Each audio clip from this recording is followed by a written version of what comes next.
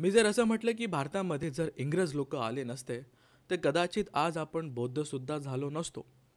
खूप साऱ्या सुधारणा झाल्या नसत्या. बुद्धिझम परत रिवायवलसुद्धा झाला नसता. याला खूप सारं कारणं होती.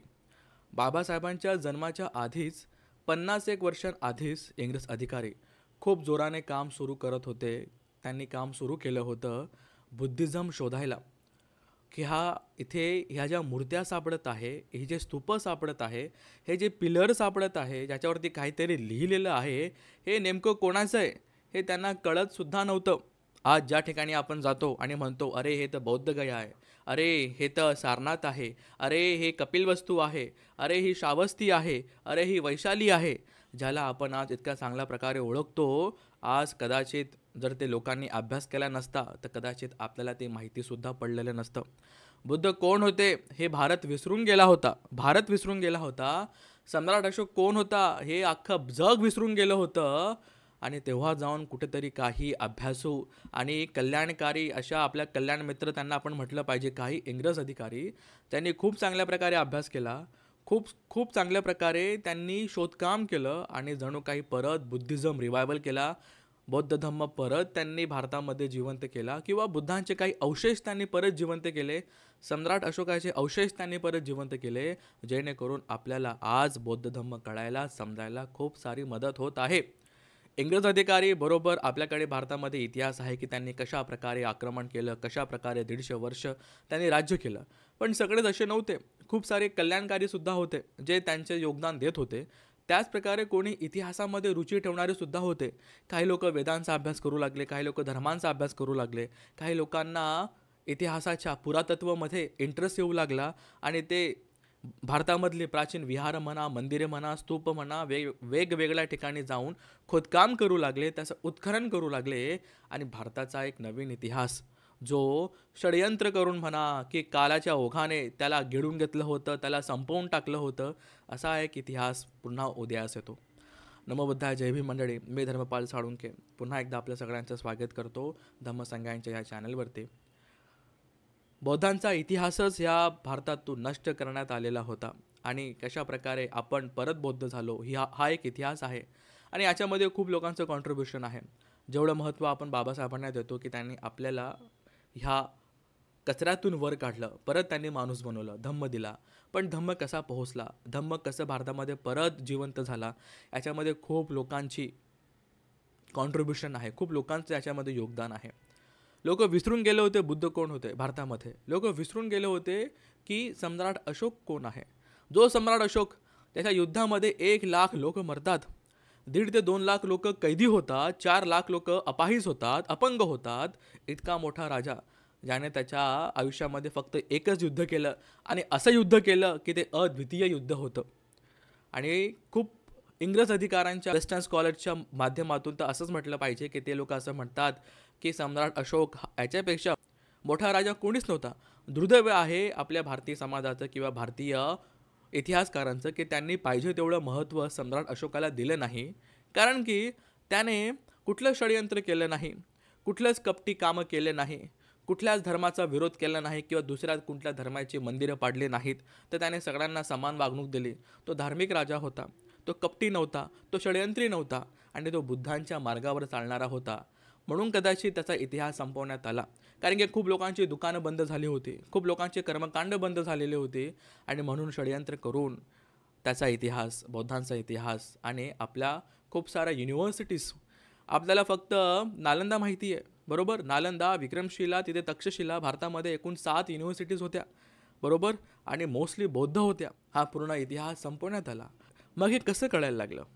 सगळ्यात आधी बुद्धांचा धम्म आपण ऐकला. बुद्धांच्या परिनिर्वाणाच्या 6 महिन्यानंतर पहिली बौद्ध धम्मसंगीते झाली, जी आपण मागच्या एका लेक्चरमध्ये बघितली की एकूण 6 धम्मसंगीते झाल्यात बरोबर. पहिली झाली तर ते 100 वर्षांनी दुसरी झाली, नंतर तिसरी धम्मसंगीते झाली. संगीती काय, संगायन करणे, जे आपण तुम्ही करत आहोत. आपण बुद्धाचा धम्म ऐकत आहोत, समजत आहोत, त्याच्यावर पालन करण्याचा प्रयत्न करत आहोत आणि त्याला जिवंत ठेवत आहोत. असं तिसरी संगीती झाली तेव्हा सम्राट अशोक, धम्मा अशोक सम्राट अशोक यांनी तिसरी संगती केली आणि अख्ख्या जगामध्ये त्यांनी भिक्षू लोकांना पाठवलं. एकूण 9 वेगवेगळ्या देशामध्ये राज्यांमध्ये त्यांनी पाठवलं, जेणेकरून हा धम्म इतरांपर्यंत पोहोचो. आणि खूप चांगल्या पद्धतीने शुद्ध स्वरूपामध्ये तो श्रीलंकेला पोहोचला आणि म्यानमारला पोहोचला. खूप चांगल्या प्रकारे श्रीलंकेने पण त्याला खूप चांगला जपून ठेवला आणि म्यानमारने थेरी म्हणजे परियत्ती आणि पटिपत्ती दोघी सांभाळून ठेवलं. एक आहे पूर्ण त्रिपिटक, दुसरं आहे विपश्यना, जी आत्तापर्यंत खूप चांगल्या प्रकारे चालत आली आणि परत भारतामध्ये आली 50 एक वर्षांआधी. अशा प्रकारे मग जेव्हा राजा हा जो धम्माशोक होता, अशोकाचे शेजारी माहिती कोण होते? जेव्हा आपण महावंश वाचूया तेव्हा खूप सारी कल्पना आयडिया येईल की कशा प्रकारे महावंशामध्ये आपल्याला फक्त श्रीलंकेचा इतिहास नाही तर पूर्ण बौद्ध साहित्य मिळतं, पूर्ण बौद्धांचा इतिहास मिळतो. कशा प्रकारे सम्राट अशोकाचे शेजारी कोण होते? ते म्हणतात की ऑलमोस्ट हे म्यानमारचे लोक माझे हे शेजारी आहेत आणि इकडे पर्शियाचे राजा, पर्शियन म्हणजे कोण? आजचं इराण हे माझे शेजारी आहेत. इतकं मोठं साम्राज्य ह्या राजाचं, इतकं मोठं साम्राज्य. खूप साऱ्या इतिहासकारांच्या अनुसार जे मौर्य साम्राज्य होतं, जे सम्राट अशोकाने बांधलेलं होतं, हे मुघल साम्राज्यापेक्षा कितीतरी पट मोठं होतं, कितीतरी संख्येने मोठं होतं, असं यांचं मत आहे. माझं मत नाही आहे, खूप साऱ्या इतिहासकारांचं मत आहे, ज्यांनी कुठलाही पक्षपात न करता, कोणासोबत पण पार्शालिटी न करता खूप चांगल्या प्रकारे इतिहास लिहिलेला आहेत. ते सम्राट अशोकाला ह्या भारताचा किंवा एशियामधला खूप मोठा राजा मानतात, सम्राट मानतात. अशाच कोणत्या राजासमोर सम्राट शब्द लावत नाही. ठीक आहे, आता परत आपण येऊया. तिसरी बौद्ध संगती झाली आणि राजाने 9 देशांमध्ये विविध पद्धतीने खूप चांगल्या प्रकारे धम्म पाठवला. श्रीलंकेला गेला, म्यानमारला गेला. कालांतराने बुद्धांचा धम्म हळूहळू ऱ्हास होऊ लागला. 5व्या-6व्या शतकामध्ये जेव्हा नालंदा हा पीक पॉईंटवरती होता, अख्ख्या जगातनं लोक त्या ठिकाणी यायचे. असं सुद्धा म्हणतात की येशू ख्रिस्तसुद्धा कितीतरी वर्ष भारतामध्ये राहिला, तो सुद्धा नालंदामध्ये आला, असं खूप साहित्यिकांचं मत आहे, इतिहासकारांचं मत आहे. त्यात आपण जाऊ नये. पण नालंदा हा खूपच ज्येष्ठ मानला जायचा. तक्षशिलासुद्धा तेव्हा खूप सारे चायनीज ट्रॅव्हलर्स झाले आणि ते चायनीज यात्री जेव्हा भारतामध्ये आले, ह्यांनी 17 वर्ष भारतामध्ये काढले, 16-17 वर्ष भारतामध्ये काढले. भारताचा पूर्ण मॅप बनवला, त्याच्या डायरीज बनवल्या. कुठे किती किलोमीटरवर, कुठे कोणत्या पहाडाच्या मागे, डोंगराच्या मागे, नदीच्या किनारी असं स्तूप आहे, असं मंदिर आहे, असं बौद्ध स्तूप आहे, असा सम्राट अशोकाचा पिलर आहे, त्याच्यावरती असं आहे, इथं असं विहार आहे, इथं असं स्तूप आहे. सगळं त्यांनी लिहून काढलं. बरोबर, हे होतं 5व्या-6व्या सेंचुरीमध्ये. मग कालांतराने खूप सारी भेसळ होत जाते, खूप साऱ्या गोष्टी वाढत जातात. बुद्धिझममध्ये संस्कृतचं खूप सारं साहित्य मिसळलं जातं, एक नवीन खूप साऱ्या गोष्टी येऊ लागतात, त्याचासुद्धा खूप चांगल्या प्रकारे प्रचार होत जातो. कालांतराने मग परकीय आक्रमण होतात. 10व्या, 11व्या, 12व्या शतकामध्ये बख्तियार खिलजी म्हणा किंवा खूप सारे लोक येतात, जे कदाचित यांना बोलवणं आलं असेल की तुम्ही असं करा म्हणून, बरोबर, इतर राजांच्या श्रेयामुळे. आणि म्हणून मग खूप सारे युनिव्हर्सिटीज म्हणा, बौद्ध विहार म्हणा, तोडण्यात आले. सम्राट अशोकाला एकाच दिवशी खबर येते की महाराज 84,000 बौद्ध स्तूप बांधून झालेली आहेत. एकाच दिवशी जेव्हा आपण महावंश वाचूया तेव्हा आपल्याला याची कल्पना येईल. एकाच दिवशी सम्राट अशोक, ज्याचं साम्राज्य एवढं मोठं आहे, मुघल साम्राज्यापेक्षा सुद्धा ज्याचं साम्राज्य मोठं आहे, असा राजा 84,000 स्तूप किंवा विहार बांधतो अख्ख्या भारतामध्ये. बरोबर, आणि मग नंतर त्याची भेटसुद्धा घेतो. बुद्धांचे जे महान स्थळं आहेत, मुख्य स्थळं आहेत, त्या ठिकाणी जातो, तिथे स्तंभ बनवतो, तिथे लिहितो की आज माझ्या राज्याभिषेकाचा 10वा वर्ष आहे आणि आज मी इथे दुसऱ्यांदा येतोय आणि इथे असं आहे, इथं मी हे स्तूप मोठं केलेलं आहे, इथं मी असं केलेलं आहे, हे स्तूप मी इथे बांधलेलं आहे, इथं हा पूल मी बांधलेला आहे, इथं हा पिलर मी असा बांधलेला आहे, असं तो कोरून ठेवतो. कोणत्या भाषेमध्ये?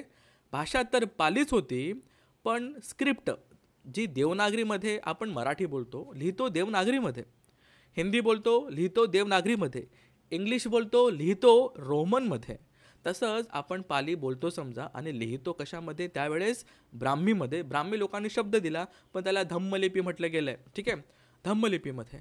खरं तर जेव्हा मी आता ग्रुपमध्ये टाकला की धम्मलिपीचा कोर्स आहे, लोकांचं कन्फ्युजन झालं. त्यांना वाटलं की पाली भाषा आहे. नाही, पाली भाषेचा कोर्स येईल, ही धम्मलिपी आहे. मग आता धम्मलिपीचा फायदा काय हे आता आपण बघूया. कालांतराने सम्राट अशोकाने अशा प्रकारे हे स्तूप बनवले. स्तूपांच्या शेजारी तिथे त्यांनी पिलरसुद्धा बांधले. एखाद्या महत्त्वाच्या ठिकाणी त्यांनी पिलर बांधून ठेवले. मग ते बौद्धगया असो, की ते सारनाथ असो, की ते लिंबोनी असो, वेगळे ठिकाणी बांधून ठेवले. कालांतराने परकीय आक्रमण होत गेली, स्तूप तोडण्यात आले, विहार तोडण्यात आले, इव्हन खूप सारे पिलरसुद्धा तोडण्यात आले. काही काही मुघल राज्याने तर अख्खंचं अख्खं पिलर उचलून त्यांच्या महलामध्ये घेऊन गेले सुशोभीकरण करण्यासाठी. बरोबर, इलाहाबादला आपल्याला सापडतं एक पिलर. ठीक आहे, अशा प्रकारे खूप सारे उदाहरणं आहेत. तुम्ही खूप सारे फोटो साईडला बघू शकतात. मग परकीय अतिक्रमण झालेत, मग ते लोक म्हणा किंवा इतर काही लोकांनी षडयंत्र करून अतिक्रमण करूला लागलेत. खूप सारे व्हिडिओज, खूप सारे फोटोज आपल्याला व्हॉट्सअपला येतात, आपल्याला इंस्टाग्रामवर किंवा इतर सोशल मीडियावरती मिळतात की कशा प्रकारे अतिक्रमण झालेलं आहे. विचार करा, सम्राट अशोक 84,000 विहार स्तूप बांधतोय, बरोबर. तर किती चांगल्या प्रकारे लोकांनी अतिक्रमण केलं असेल. आज आपल्याकडे 1000 पण नाही आहे. सम्राट अशोकाचे 1000 विहार, 1000 स्तूपसुद्धा सापडलेले नाही आहे. गिने चुने फक्त एक्का दुक्का किंवा 5-10 सापडलेले असतील, बस. 1000सुद्धा सापडलेले नाही आहे. तुम्ही विचार करा, सम्राट अशोक जर एखादं विहार बांधेल, एखादं स्तूप बांधेल, तर ते किती भव्य दिव्य असेल. आणि ते 84,000 होते, तर किती चांगल्या प्रकारे त्याच्यावरती अतिक्रमण झालेलं आहे असं माझं मत नाही आहे. मी तर अभ्यासू आहे, खूप इतिहासकारांचं याच्यावरती मत आहे. ठीक आहे. मग कालांतराने अतिक्रमण झालेलं आहे, खूप सारे विहार स्तूप तोडलेले आहेत. बुद्धांना ऑलमोस्ट लोक विसरलेले आहेत. 16वा 17वा हा क्षण येतो, हे वर्ष येतं, इंग्रज भारतामध्ये येतात. त्यातले काही हुशार, प्रज्ञावान आणि कदाचित शिलवान असे हे काही मोजकेच इंग्रज अधिकारी लोक अभ्यास करायला सुरू करतात. काही काही लोकांना आर्किओलॉजीमध्ये इंटरेस्ट होता, पुलं बांधण्यामध्ये, काहीतरी नवीन खोदकामा करण्यामध्ये, हडप्पा सेंचुरी म्हणा किंवा खूप साऱ्या गोष्टींमध्ये त्याला शोधून काढणं वगैरे वगैरे वगैरे. तसंच एक अलेक्झांडर कनिंगहॅम, खूप भारी माणूस, खूप त्यांनी काम केलं. जर त्यांनी काम केलं नसतं तर आज आपल्याला बुद्धगया काय आहे माहिती नसलं असतं, सारनाथ सापडलं नसतं, आपल्याला श्रावस्ती सापडले नसते, बुद्धच आपण विसरून गेलो असतो, आपण बौद्धच झालो नसतो. त्यांनी खोदकाम करायला सुरू केलं. हळूहळू त्यांना स्तूप सापडायला लागली, त्यांना विहारं सापडायला लागली. हा इतिहास खूप मोठा आहे, ही स्टोरी खूप मोठी आहे, पण मी एक फक्त तोंड ओळख करून देतोय. खरं तर माझा विषय पालीचा आहे, बरोबर. आर्ट आणि आर्किटेक्चरमध्ये, या इतिहासामध्ये अजून खूप चांगले स्कॉलर आहे, ते अजून खूप चांगल्या पद्धतीने खूप चांगला वेळ घेऊन याला डिटेलमध्ये सांगू शकतात. पण एक तोंड ओळख म्हणून मी सांगतोय, भविष्यामध्ये आपण असे लेक्चरसुद्धा घेऊया जे फार महत्त्वाचे आहे. आपल्याला आपला इतिहास माहिती असला पाहिजे आणि कशाप्रकारे लोकांनी त्याला परत जिवंत केलं आहे ते सुद्धा माहिती असलं पाहिजे. हे सगळं बाबासाहेबांच्या आधी होतं आहे की लोकांनी कसं बुद्धिझम शोधला, बुद्धांच्या मूर्त्या सापडू लागल्या, अरे तर बुद्ध आहेत, ठीक आहे. पण हे बांधलं कोणी, हे स्तूप कोणी बनवलं, हे विहार कोणी बनवले, हे पिलर इतके कोणी बनवले ज्याच्यावरती हत्ती आहे, घोडा आहे वगैरे वगैरे, आणि याच्यावरती काहीतरी कोरीव काम केलेलं आहे. ही लिपी कोणाची आहे, ही लिपी कोणती आहे, काय काय काय कोणाला काहीच माहिती नाही आहे. जेम्स प्रिन्सेप, खूप धन्यवाद त्या माणसाचा. त्या माणसामुळे सम्राट अशोक परत जिवंत झाले, आपण असं म्हणूया. माणूस तो एक शिलालेख, एक पिलरवरचा इन्स्क्रिप्शन 7 वर्ष डोळ्यासमोर घेऊन बसलेला होता. त्याला काहीच कळत नव्हतं, पण अभ्यासक त्याने दान शब्द त्याने ओळखला आणि एकाच दिवसात मग त्याने पूर्ण ते इन्स्क्रिप्शन त्याने वाचायचा प्रयत्न केला. तो पालीचा अभ्यासक होता, तो वेदांचा अभ्यासक होता, संस्कृतचा स्कॉलर होता, त्याला ते कळायला लागलं, त्याने ते ट्रान्सलेट केलं. अशा प्रकारे जेव्हा श्रीलंकेमध्ये त्यांचा जो ग्रंथ आहे महावंशाचं जेव्हा ते सिंहलीमधून इंग्लिशमध्ये ट्रान्सलेशन करत होते, तेव्हा त्यांना देवानंद पियदसी असे शब्द भेटू लागले. मग हा कोण, मग इतिहास बघता क्रॉस चेक झालं, खूप सारे लेटर एक्सचेंज झाले इकडून तिकडून. मग तेव्हा कळलं, अरे हा तर एका इन्स्क्रिप्शनवरती देवानंद पियदसी लिहिलेला आहेत, तर हा कोण आहे, अरे हा तर सम्राट अशोक आहे, हा भारतातला सगळ्यात मोठा राजा होऊन गेलेला आहे, हा जो सम्राट अशोक आहे. इतके स्तूप सापडत आहेत, इतके पिलर सापडत आहेत, इतके विहार सापडत आहेत, जे कोणी बांधले, सम्राट अशोकाने बांधलेले आहेत. हे ब्राह्मीमधले, हे धम्मलिपीमध्ये इन्स्क्रिप्शन कोणी केलेले आहेत, तर सम्राट अशोकाने केलेलं आहेत, असं इंग्रज अधिकाऱ्यांनी शोधून काढलं. मग त्यांनी पुस्तकं लिहायला सुरू केलं. आता अलेक्झांडर कनिंगहॅमला कसं कळलं की इथे हे विहार, इथे ते विहार आहे. त्यांनी जे चायनीज ट्रॅव्हलर जे होते, त्यांचं जी डायरी होती ते आधी मग फ्रेंचमध्ये, जर्मनमध्ये ट्रान्सलेट झाली चायनीजमधून, मग त्यांनी इंग्लिशमध्ये ट्रान्सलेट केली किंवा जर्मन डायरीची मदत घेऊन त्यांनी पावलो चालून जिथे ते चायनीज प्रवासी चालले होते तसे गेले होते. 16 वर्ष त्यांनी पूर्ण भारताची सैर केली, भारत बघितला, सगळं बौद्ध जागा बघितल्या, बौद्ध साहित्य बघितलं. तिथे जाऊन त्यांनी खोदकाम सुरू केलं. तुम्हाला कळणार सुद्धा नाही की हे डोंगर आहे, हे छोटी टेकडी आहे, की हे स्तूप आहे. आजही खूप असे दशा आहेत. खूप सारे चांगले यूट्यूबचे चॅनल आहेत जे खूप चांगलं काम करत आहेत. तुम्ही बघा, एक चॅनल आहे बोधिसत्व म्हणून, खूप चांगल्या प्रकारे तो काम करतो येते दादा, ठीक आहे. किती चांगल्या प्रकारे तुम्हाला दिसतंय की तिथे काहीतरी टेकडी आहे, पण खोदकाम करायला जाल ना तिथे खूप मोठं स्तूप सापडेल, बरोबर. अशाच प्रकारे अलेक्झांडर ह्या डायरीची मदत घेऊन त्या ठिकाणी पोहोचतात. खूप सारे स्तूप उत्खनन करतात. स्तूपाच्या हे स्तूप आहे समजा, हे तुम्हाला एक टेकडीच वाटेल, छोटी टेकडी वाटेल, पण खोदकाम करत गेलं त्याच्यामध्ये तुम्हाला मौर्य साम्राज्याच्या मोठमोठ्या विटा सापडू लागतील. आणि मग कालांतराने कळत गेलं की ह्या स्तूपांच्या मध्ये सेंटरमध्ये काहीतरी असतं. मग ते तिथे बरोबर सेंटरला खणू लागले. मग तिथे बुद्धांच्या अस्थी मिळू लागल्या. जितक्या अस्थी आज आपल्याकडे भारतामध्ये आहेत, ठीक आहे, वेगवेगळ्या म्युझियममध्ये म्हणा किंवा इतर काही विहारांमध्ये आहेत किंवा सरकारकडे आहेत किंवा आपण इतर कोणाला दिलेली आहेत, त्याबरोबर त्या स्तूपांमध्ये सापडू लागल्यात. मोठमोठ्या इतक्या मोठ्या मोठ्या अस्थी भेटू लागल्यात, ठीक आहे. कळू लागलं, अरे मग इथं बुद्ध आहे. त्या रेलिक्सच्या त्या धातूंच्या कॅस्केटवरती लिहिलं आहे की इथं बुद्धांचं आहे, हे सारीपुत्तांचं आहे, हे मोगलीपुत्त तिस्सांचं आहे. अशा प्रकारे त्या महान व्यक्तींची, महान लोकांची ओळख पटू लागली. आणि मग साहित्य आणि इतिहास सोबत झाला. अशा प्रकारे मित्रांनो, खूप लोकांनी कामं केलेली आहेत, खूप लोकांनी अभ्यास केलेला आहे. आणि मग तेव्हा जाऊन कुठेतरी इंग्रज अधिकाऱ्यांनी खूप सारी पुस्तकं लिहिली.